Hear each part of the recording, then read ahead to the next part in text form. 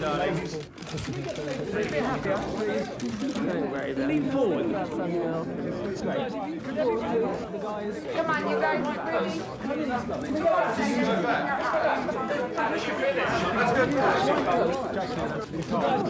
Come on, Nicole. Nicole. Oh, they talk. So rude. Unbelievable. I didn't know anybody's name except Nicole's anyway. It's just a feeding frenzy. I'm not the kind of director who reads a book and sees scenes or shots. I just read the book like everybody else. People might say things to me like, oh, you know, it's so great you're doing Portrait of a Lady, I can't wait to see what you do with it. And I'm thinking, yeah, I wonder what they mean. I gather that they're expecting me to do something kind of very surprising. And I'm not thinking anything surprising. I'm thinking, maybe I should be thinking something surprising. I don't know. I guess I better start thinking about it in a slightly more serious way. The inspiration really came to me when I was at the hairdresser's. I just suddenly felt incredibly inspired. Fortunately, it was a colour job, so it took a while, and, you know, I had enough time to completely get into it. I started to realise that Isabel was somebody I knew at a very intimate level. That Isabel was, like myself, a romantic addict. When I was young, falling in love, I very seriously did a huge con job on myself, occasionally with most unsuitable people. And it was a great revelation to me that I knew her on such a close and personal basis that I felt such permission to get in there and play with her and to be involved in James's story very playfully and at the same time very seriously and dangerously.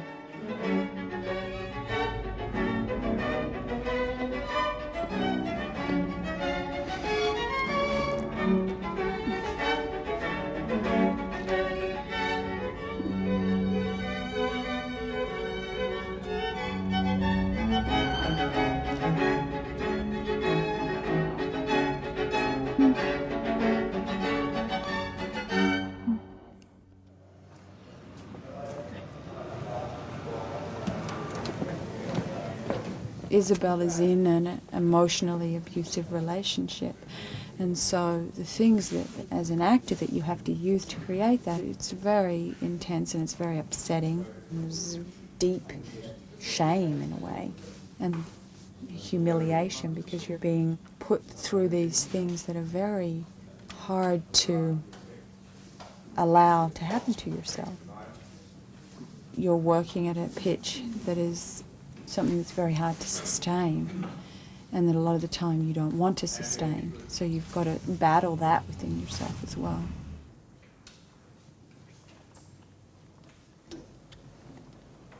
Bella. Roll camera.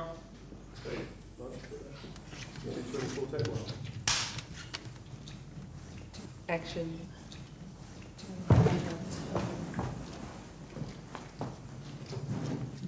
You're trying to humiliate me. You've managed it beautifully. The actors would need to know that support is in place, that they can go a bit out there, they can go a bit crazy, they can throw themselves around, that it's going to be understood and they're going to be protected.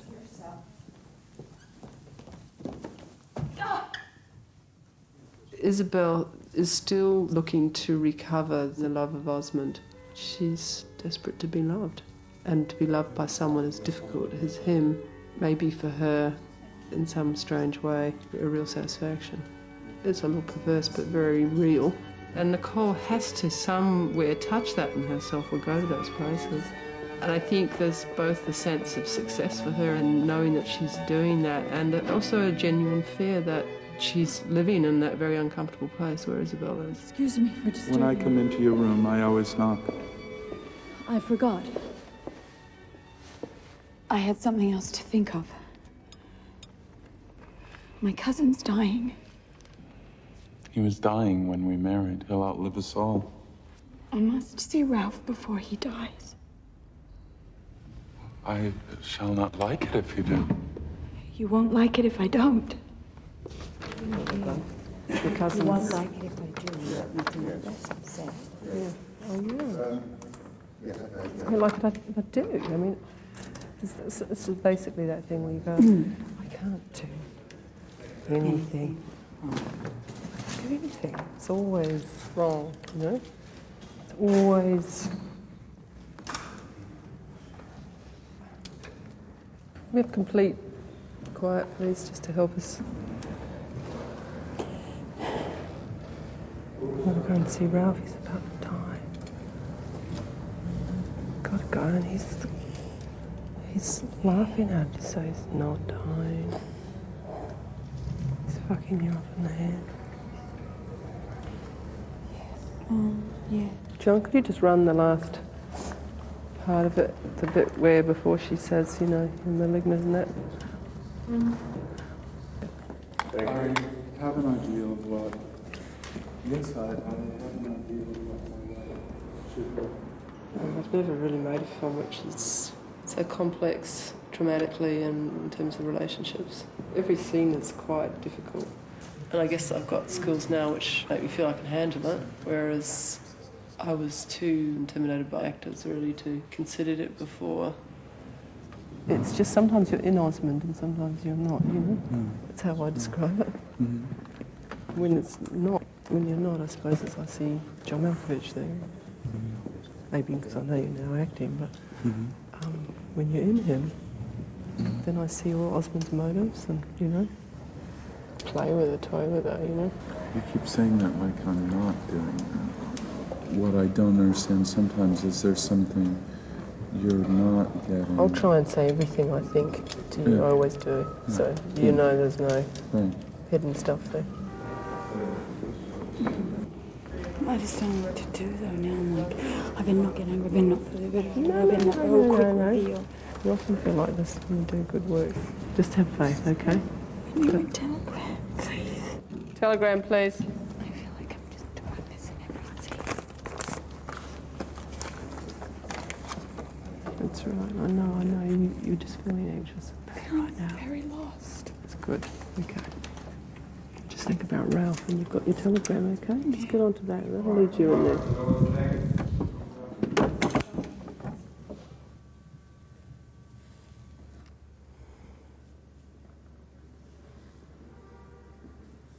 Cut. Let's go again. Good. Thank you. Go again. I'm trying to think, is there room to go further? Where should I be encouraging her to explore next? I'm watching her to see what the little signs are about where she might need to go and what encouragement or support she may need from me. And in a scene like that, it can be pretty extreme because she's having to do it many, many times.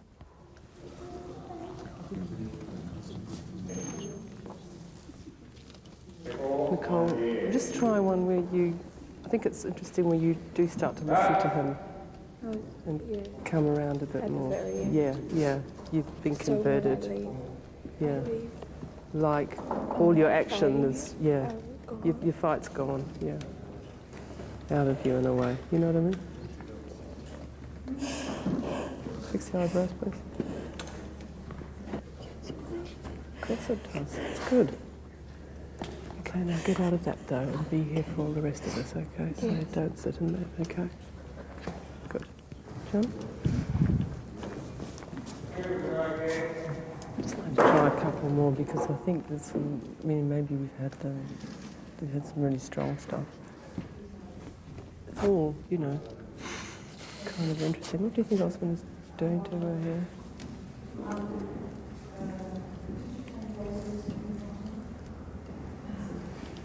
It's trying to keep her from going.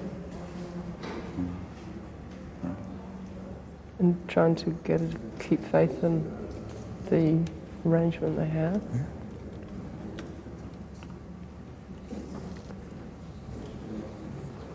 To gain control over it, regain it, or in a way well, I wouldn't worry about fix that. her up. Only because then if you have an objective like that, that's what you see. Not so much. Just to get her to not feel that. And the action takes Yeah.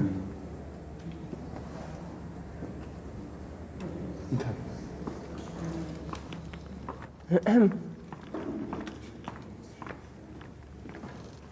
All right, thank Yeah, you. just go with your instincts again a little bit more. Maybe that time it's a little bit too figured out or controlled, you know, just let go a bit more. Yeah. Don't wallow in it. I don't want to wallow in it. No, you don't wallow, you That's don't. what you said. You want to really get it together. No, just, it's not that actually, I don't mean that, but it's just like, you just got to, like, you know, you can be there, feel for Isabel, like it's complicated and it's really hard, you know, just go through it, okay? Keeping it together. Yeah, you're doing really well. Thank you very much. You can stand by the guy again.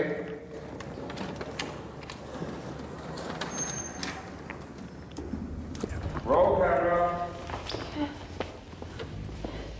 You are nearer to me than any other human creature, and I am nearer to you. It may be a disagreeable proximity, but it is one of our own deliberate making. You don't like to be reminded of that, I know. But I am perfectly willing, because I believe we should accept the consequences of our actions. And what I value most in life is the honor of the thing.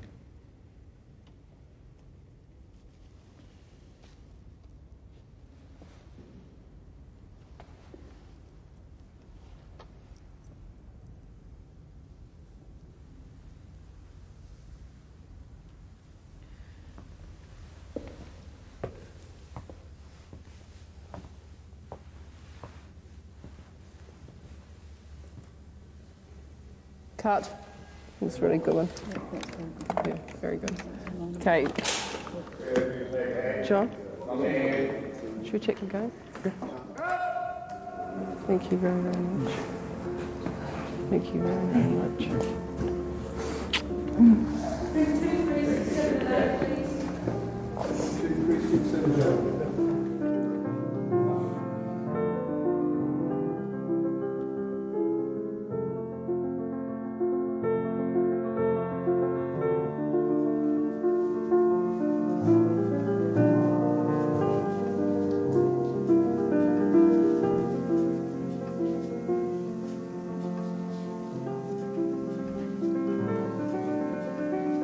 I've never had it on a film where I've had to do, you do 25 takes and it's got to be there over and over again. So you have to be able to constantly reproduce it, particularly with the way in which she moves the camera a lot and focus-wise and everything. And sometimes people get it, sometimes they don't get it. So as an actor, you have to be emotionally present each time. There's some days where you come and I just don't want to go here. And I'd fight Jane on it, and Jane would say, but you have to. And she'd really push me. Times when you go, I just can't do it, it's not there, I don't feel anything anymore, I feel dead, I'm deadened, I don't feel it, I can't feel anything. Then you get more and more agitated and everything kind of shuts down. Breathe and relax, and it is there and know it's there. So much of it is about being in a relaxed state so that it can surface.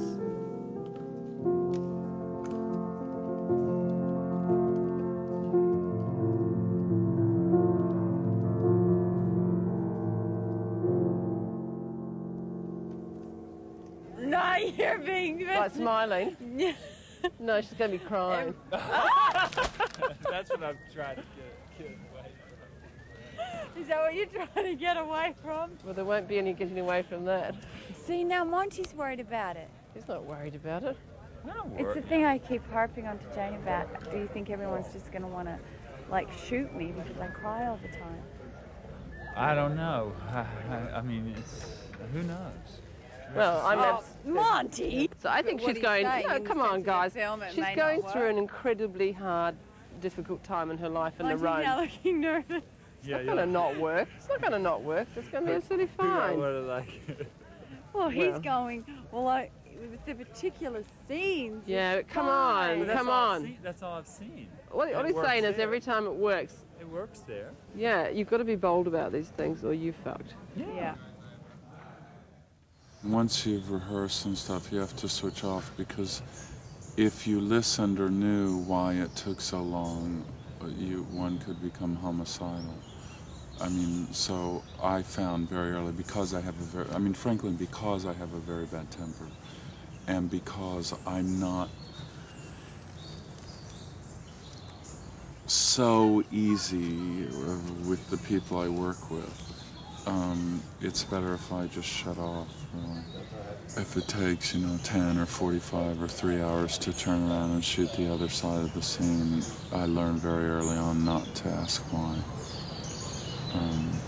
Best not to ask why.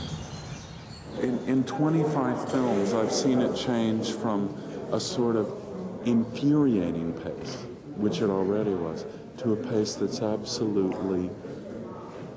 Every film I've done, don't get me wrong, I screamed at Storaro. How old are you? How many movies have you done? What do you think a movie is? Do you think it's a Caravaggio painting? Because I don't. No, of course you don't want to rush in and shoot a fucking movie that looks like a porno movie that's out of focus. But think of all the time we take focus, and it's not. So, it can't always be harmonious, and you rarely have a good time. Is my experience of the movies. That's not what they're about. One would hope they were, and you kind of wish they were, and people outside of it think it is, but I think there's a reason it's a job. And you get paid a lot. Half the people who do it, they don't have families, they don't have a life, they're completely crazy. And they have a kind of quite a sad, unstable life, frankly. You close your eyes. That is nice. No, that's nice.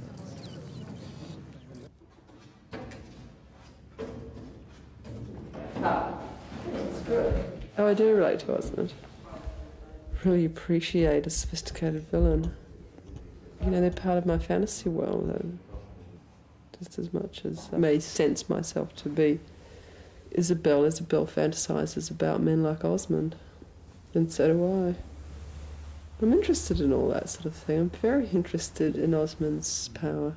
And you can feel it too, as it's embodied in John Malkovich. He's got a very staggering impact.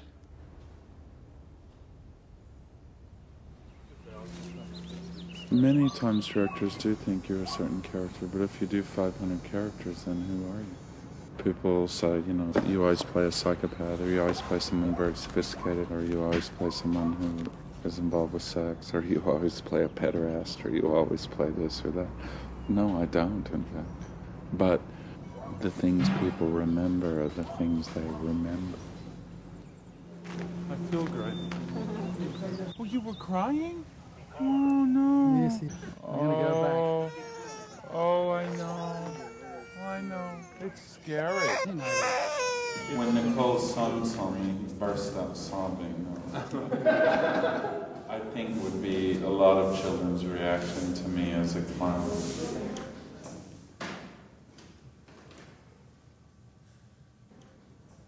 John. I'm absolutely in love with you. Again. I'm absolutely in love with you. A whisper. I'm absolutely in love with you. I'm kind of unsentimental about it. I'm pleased that John's gone because the scenes that he's involved in are fairly heavy. I really appreciate what he did with Osmond and how he was around the place. He's very kind, very generous to me and so open about anything. There's no reason why anyone should be so amazed that anyone's cooperative, but John really does feel like he's sitting on a bit of a slow volcano all the time. And so I guess I, more than ever appreciate the fact that he doesn't abuse that. You're a true director, a sadist. Cut. We can't take off this shit. Cut. That's good. That's good. Additions again with thank you for doggies and stuff. My coat shouldn't have been buttoned. Who buttoned it? It wasn't in the rehearsal, honey. It wasn't. We couldn't open it. Let's just relax here for a moment. Get some cool air. She's going to take these shoes off? Yeah, she's going to Will somebody slip put her on my you. socks up? Not you, director. I'd love to. It's just my job. I hope I don't need another hip operation. Who's going to pay for it if I do? But let's concentrate on the scene, because I want to talk about that. They're looking at that. Shelley, We'll get back. your director's talking to you now. What you do is just like focus up, talk to her, do it. And I couldn't tell whether she was really in pain, whether she was stressed because she was distressed about the work she was doing. I felt most uncomfortable about pushing an actor who really might have some physical problem. But I was getting advice that it's more of a fantasy and that she likes to be pushed. Push everybody away and Roz and hold the fucking thing. Doesn't really suit my personality to bully particularly. That's not really how I work best with people. Terrible headache. It's a... Calmy once we get there. No, hold Roz, don't you drop. She's gonna somebody else can get it. I'm gonna grab your dress and Roz is gonna put your coat on. She can't do this. Do it all at once. Now, Shelley, listen to me here. Calm right down, okay, because we're going to concentrate on this. And if you waste your energy on that, you won't be able to do this, because this is what we're here for, all right? So does everyone out there very calm, okay? And concentrating and focusing, just like we do before we go on. Thank you, Shelley. Stand by.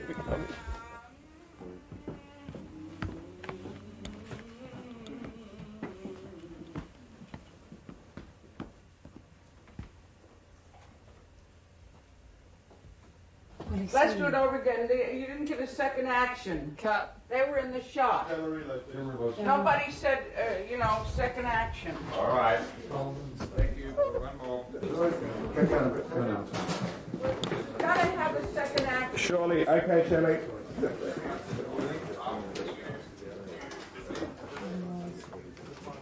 I mean, after a while I just stood back. I just knew that we weren't getting it. I'm panicking inside. I'm thinking, I wonder if we can cut the scene. Don't know that we can. No.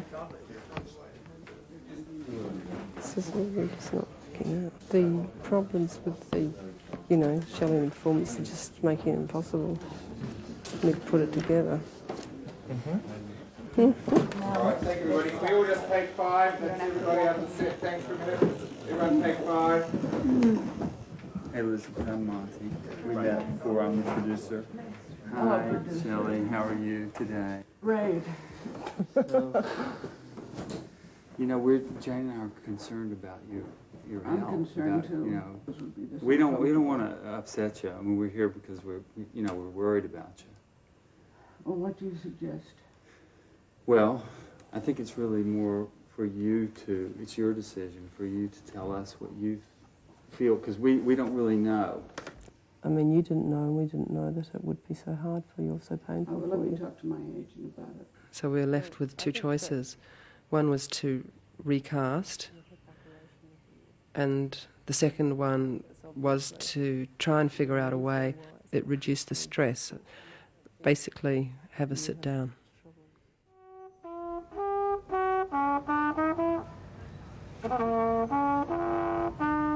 So when you come in the beginning of the movie, everybody's all fresh and friendly and fancy-free. And then when you come back in the middle of it, like I have, having had a break, so like battle lines are drawn. There are obvious divisions between which people are getting on and which people are not. Although we'd like to pretend that it's all, all that bullshit about, oh, we're just one big happy family. Well, that's an anachronism just for a start, because certainly mine wasn't. And there's a slight amount of battle fatigue. Really don't appreciate it. I'm throwing a shot like this and not going to give you a fucking chance to work it. Okay? You're the one who's pushing it. You're the one that's pushing it along. Hurry. It's a fucking tricky shot. You don't realize it. You won't just let me do it. All this morning I had back, right? I haven't said a fucking thing about balance because they've not been checked out and everything breaking down. I mean, I heard that the scenes with John Malkovich that were all this domestic violence scenes in the rooms were very, very heavy and people sort of dreaded going in. It's like your neighbours next door and you hear them having an argument, yeah. And it actually sounds like people are being murdered. Mm. And that's what it sounded like. I mean, especially, you know, when Barbara sort of had a fit with the doors and everything. It sounded so hateful and ugly and frightening. Yes, and then you'd hear this again and again and again and again and again all day. Yeah, you just don't do the scene for an hour, or in real time that it would happen. You hear it all day. Well, it's at a difficult time at the moment because they're halfway there, done 7 weeks, and there's still another 7 weeks to go. See, I'm the video assist, and I'm like the bottom of the hierarchy, you know what I mean? And so it tends to work its way down and eventually land on me. I mean, obviously, when it's really tense, you got to make sure you don't do anything wrong because when they snap, then they snap a lot harder, you know. And as they go up to get in there for them to Yes, yes. Actually, today I've quite almost recovered, but yesterday I just felt like I was in a complete black hole where all I could see was work. Overall experience of this film is it's very long, and I knew it was going to be like this, and I thought it was a good thing, but now I think like, oh, I don't know. Very taxing, very hard, because almost every single scene is a bit of a challenge for the actors. And if it's a challenge for them, it's a challenge for me. I'm working at 14, 16-hour days, and so it's about 75-hour week. And then you ask to work an 85-hour week, and you just go, well, fuck off. Just think, you know? Well, I've got a daughter now, and she's just a baby. So it's a really sometimes scary balance of trying to have enough time with her to feel like I'm doing any kind of mothering, and also that I'm doing the work well enough to satisfy myself. Now we're pushed into a situation of having to do a 6-day week. I start to panic. I start to panic because I'm not going to be with my baby at all.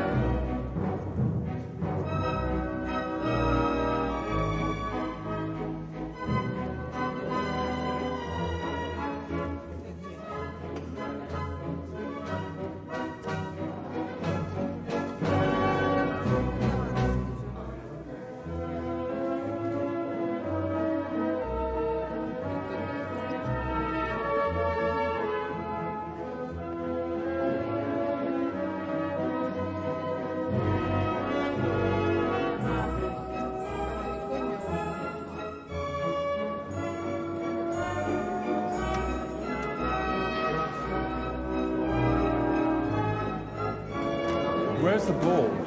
Where do you know where the second? Yeah. Wow. It's a time machine. Hello. Fantastic.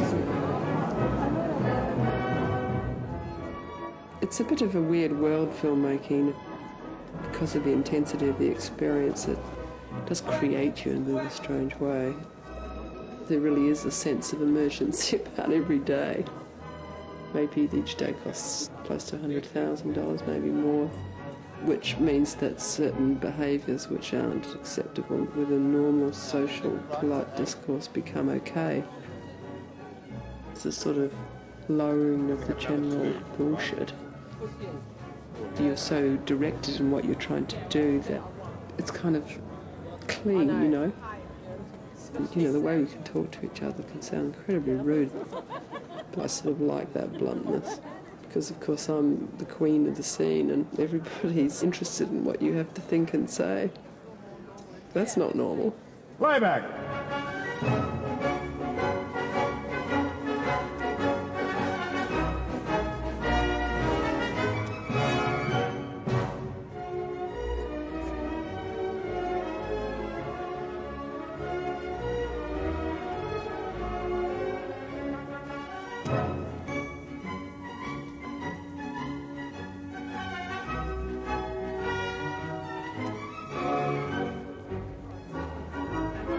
I've got my second wind now. You go through up, and then you and then you get some more energy. A friend of mine, he was asking me about, you know, what I do in a working day. So I said, what do you do? And I sort of spend most of your time with a cubbyhole like this, and you go and you act a little bit, you're back in your shoebox. For the most part, people tend to assume that the life of an actor is a kind of high octane, you know, that there is something exceptionally exciting about it. Jane never uses actors, you know, actors again after. It's not like Altman or someone who always gives me a gig. You know, this is it. This is my one chance to be in a Jane Campion film, so yeah, I'm happy I'll leave it. It's so pathetic, isn't it? You spend your life as an actor sort of tarting yourself around saying, you know, please give me a job. Please buy my arts.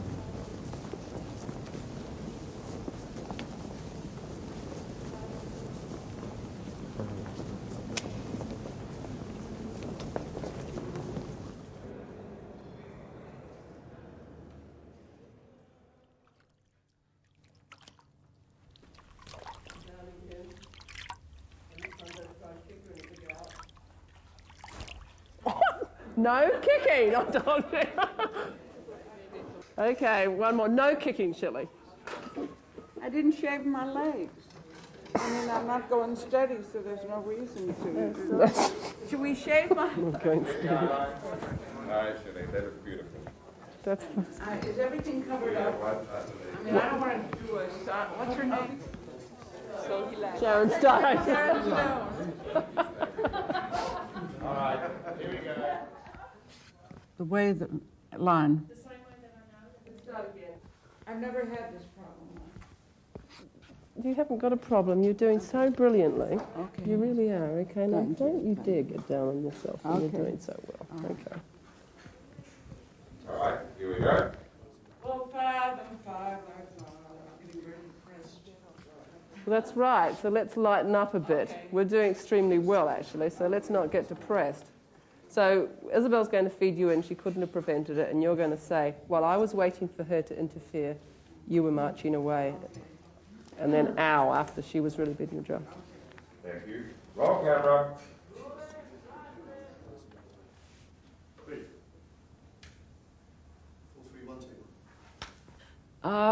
Elizabeth, go over there.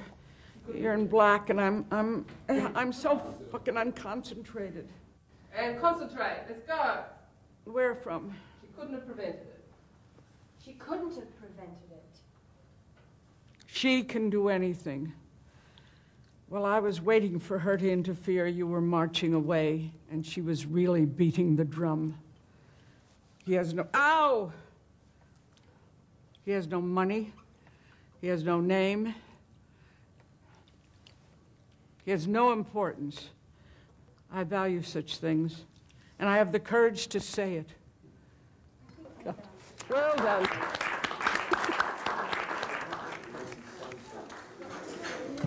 I've got a party. Please try to... It's got a pretty good memory. Harvey. I knew him upside down, inside. Excuse me. What?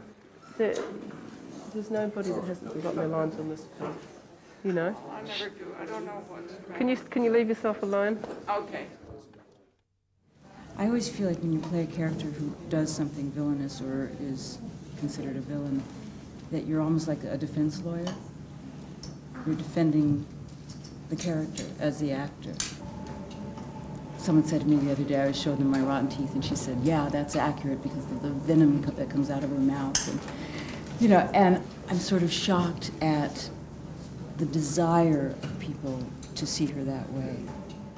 That's gone too black. Let's take it off. That's the rotten one. Yeah, it's gone too rotten now then. So awful to be blowing my nose when I'm on a veil.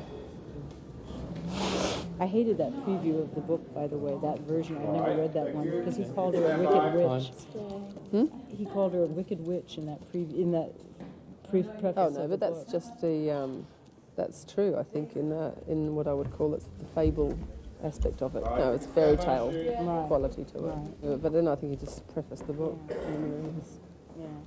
Anyway.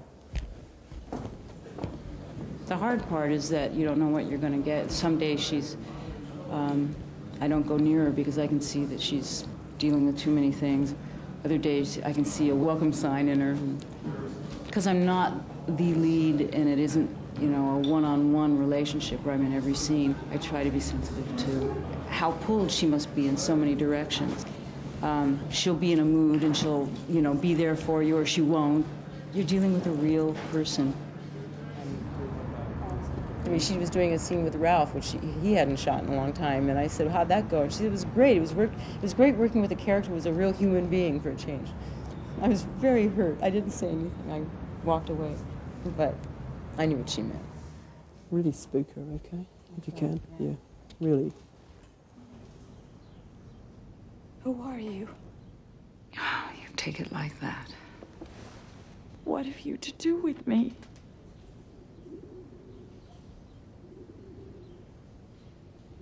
Everything. Nicole, in the beginning, was enormously friendly, and we were having these scenes of friendship. And she's still very friendly, but there's this little distance. And I feel, oh, because I haven't been around and she's tired or whatever, but I also know it's the nature of these scenes we're doing together. I notice that a lot, that actors get a dynamic with each other. I mean, it's just because it helps you in the scene. Read this scene between her and Madame Mel.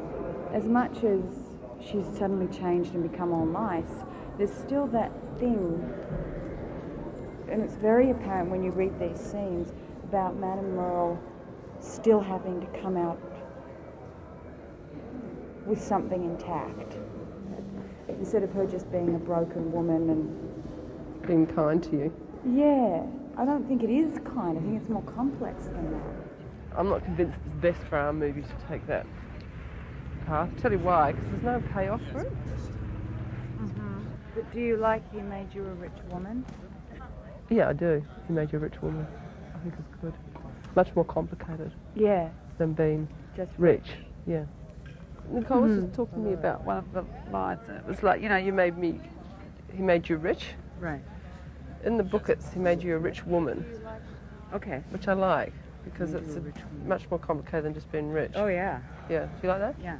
Okay. To me, one of the things is by her giving her this information, it's setting her free to be more, to do the right thing. More real with Ralph. And with Pansy and with defying Osmond.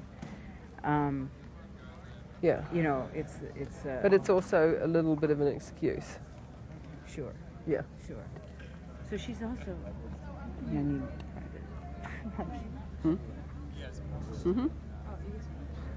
We're just finishing talking, but should we just run a rehearsal for the practical aspects of it now, so we can get out of the cold? Okay, but I just want to say this one thing. She also, you know, she may never see her daughter again. So it's like she's at the, you know, she's like time's running out. I mean, yeah, no, yeah, so it's good to hear you say all that stuff. Yeah. Okay. No, I think you're right. As far as Madame Mel's going, she's got her other agenda, which is, you know, I mean, she thinks she's supplying you with all the information that is needed for you to set yourself free. Cousin wants to do a great service. I'd like to say he has done me many services. Defend him. Or, you know, to come back at her. I'm not always just standing listening. Okay, go on then, try it out. And then he says, you ready? Made you a and rich woman. Action. Just trying to help. You are helpful. Tell me to shut up. You do. Don't shut up, I like it.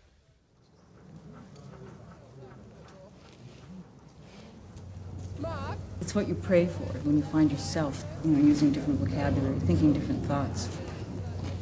Like when that happens to me, I don't know what's happening to me. I'm just feeling it. It doesn't always happen, but it's happening to me a lot in this one, especially her aloneness. It's rather hard to explain. Your cousin once did you a great service. Have you never guessed it? He made you a rich woman. It doesn't have the power of he made you rich, boom, you know? It just like is like, or in the simplicity of he made you rich, boom. Because there's all that stuff leading up to it. And, you know, it's like a, I'll do it, but I've been... I guess the only thing I think is that when I thought about and reread it in the book, that rich woman is more complicated, you know? Yeah, I know. I understand on that level completely. I'm just talking in terms of... Yeah, we made you a Well, rich you listen woman. to it, Yeah. and whatever you think. No, I know what you're saying too. Yeah. It's a We'll huge do it act. both ways. Why don't we just do Yeah. both ways and we can choose, you know? Okay.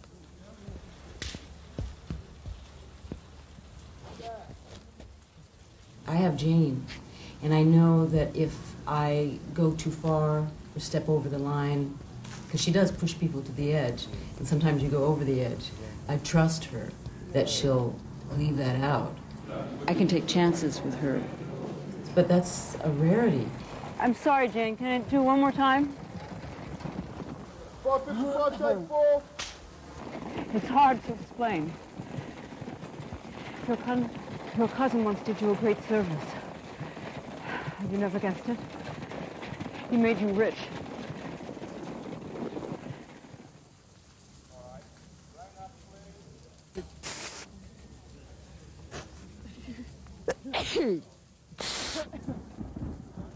Yes, come on now. So when we come in with the hot water bottle, the towel, and the jacket, until just have it always on ready for her.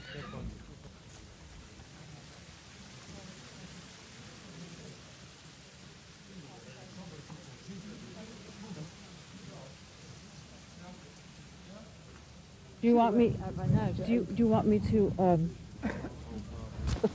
We made you a rich woman this time. I don't mind. You can. Yeah. He made you a rich woman. I like he made you rich too for the same reasons that you do. I think it just in the words it's better. It's kind of like it's like a tear somehow, you know. Yeah. I'm just trying to just to show it to me so that you say, well. You're very. I'm sorry, I'm very cold. Yeah. You're very unhappy, I know. Oh yeah. You're very. It's okay. Yeah. You're very unhappy. Yeah. I know. I found I wish to wait for you. I'm having a hard time forming words. I found I wish to wait for you. I think the thing is that fucked, because this is like the last moment, and yeah, it's but like, you've already done it the other way, and it's very nice. I haven't done it. Yes, you have. Okay. Huh? Okay. Yeah. I'm totally with you. Okay. I just can't quite be where you are. No. I just understand when you said to me, you know, I have to be like this for Madam Mill. Well, I have to be up there to do the same. Yeah. I know. I'm just in this, you know. Well, be in that state. This MM just state. be there. It's hard to just let go by yourself. I think that's why I just like directors, like, if you've got someone who's saying, yes, do, let go, I'm here, you know, I will be here for you. Maybe everyone has that fear of letting go, and each time you approach it is the potential that this time maybe I will completely let go and expose something extraordinary. You know, maybe that's a myth anyway, but I think that is a prevailing myth, hope of the actor-director relationship. You're very unhappy, I know. But I'm more so.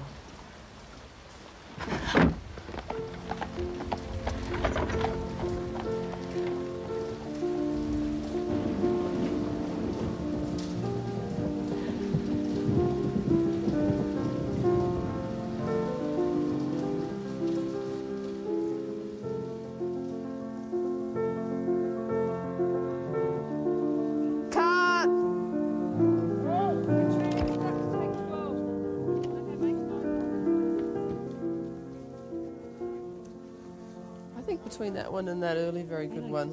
I think it was good. Yeah, very good. Well done. Yeah, Do you think you have it? but You think you have it? oh yeah. I mean, the other one was just on, you know. Yeah, I know. And then we just covered it. This one felt. I like this almost, one too. I did too. I like the end of this one a lot. Backing off? No, The the backing off? lines. The lines Yeah. are very good, and the feeling you just got at I the did end too. there. I mean, yeah. it felt just honest for the first time in Yeah. many takes. Yeah, no. Oh, Is this warm thing? No, it's wet. Yeah, I know. You got any dry ones of these? Got any dry towels? I mean, I was determined not to complain, but a lot of people were joking around and stuff, and it was hard on me because it was so hard, and I was the only one really going through that extreme thing of the cold. So I felt, again, though, it's what she's feeling, you know. So while I'm feeling it, I'm not taking it that seriously. It's so strange. I kind of just left myself alone in these scenes because it's just, I'd thought about him so much before, and I just left myself alone. I feel it's just so incredibly ironic that when she finally tells the truth, she's alone. You know? It's that weird thing. The pressure's off now. Now I have no more lines in the film. Now it's, we just do this blue screen thing. And sort of I've been waiting for that moment. That's when I'd feel really good, is all that's behind me, and suddenly,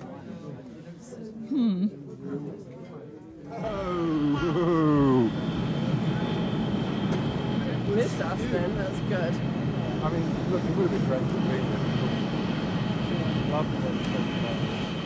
It's me. 2016. It's me. 2016. That's me. Don't film this, it's going to get ugly. All that pent-up frustration about all those things that people have done to each other, it's going to explode with these ones.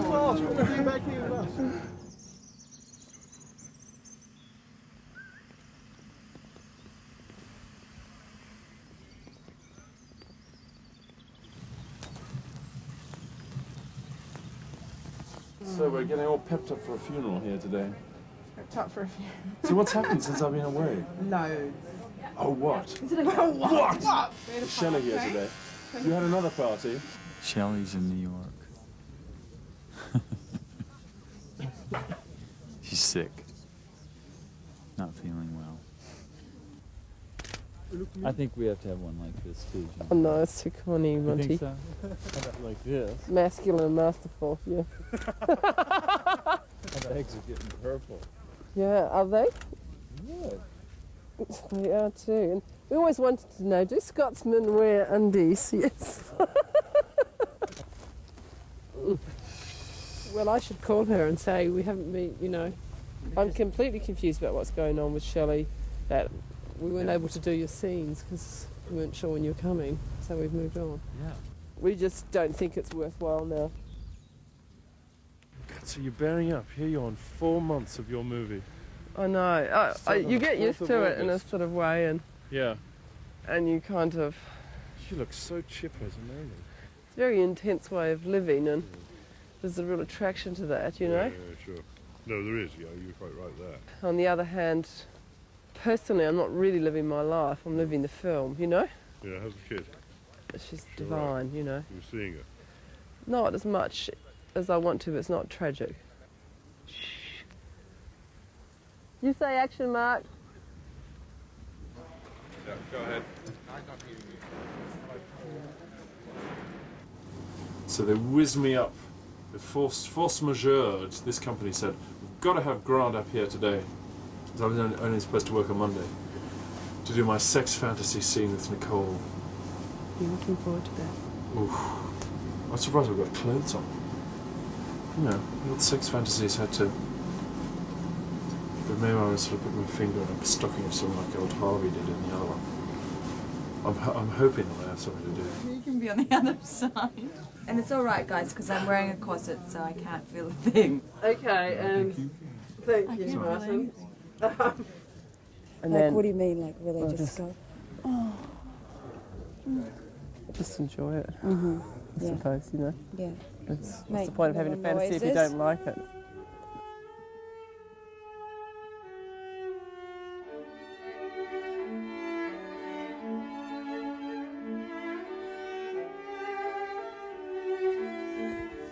Richard! I can throw that.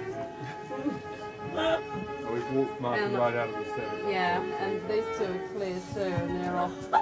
No, that's ridiculous. What am I doing? Tell me what we're doing now. These are like, I've got these ideas just from seeing Victorian albums of a picnic, and everyone gets out of the car, and they're like this, and there's a distant shot of the dog, and half the people are out of the shot.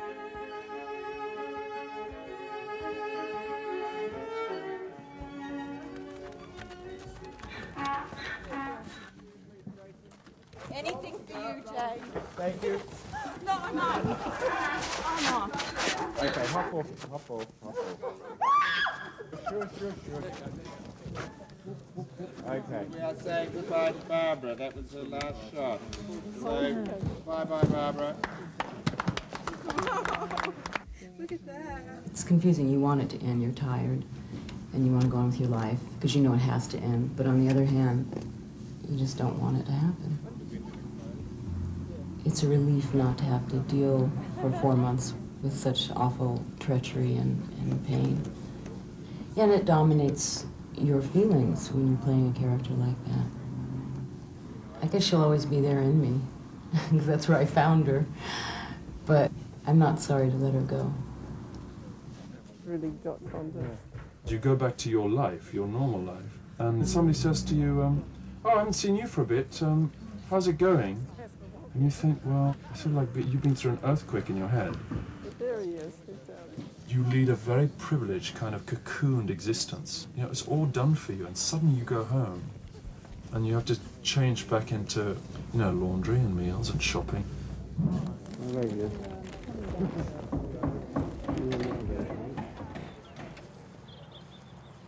I feel sad, but I also feel that I gave everything I could to the film. So in that regard, you feel, you know, it's sort of a cathartic feeling. Playing a character like Isabel Archer, it's something that you don't want to throw away because she's so wonderful. My biggest fear is that Jane's going to go and get in the editing room and go, "What was I thinking? Nicole is abominable in this role." Now, I've spoken to her about that, and she says it isn't going to be the case, but I still have that fear. It's been such an amazing journey. It's an amazing experience. I can't even describe it. I'm just every now and again overwhelmed with emotion. Yeah. And I don't know what it means. Just emotion, you know, just like exhaustion, like love, like, you know. Yeah, the extreme emotions. Extreme just feelings, you know, just sort of all sorts of things. Great, funny, you know. I mean, saying goodbye to Nicole was saying goodbye to Isabel for me. I find it a bit hard to separate Nicole from Isabel. Sometimes it's even hard for me to accept Nicole as Nicole and not as Isabel. Sometimes when she goes out and she's got her hair all, you know, Hollywoodish, I'm looking for Isabel in there, you know, and it's really hard for me to say, well, no, that's Nicole. Because I want to engage her in some Isabella serious talk, you know. You know, that's in Nicole as well, but it's not all there is. I get mad at her and I want to have a talk and just say, don't abandon Isabel. Like I wanted to be Isabel forever now. I am Isabel, you know, but I think that every woman on this film thinks the same thing, that her story touches us all.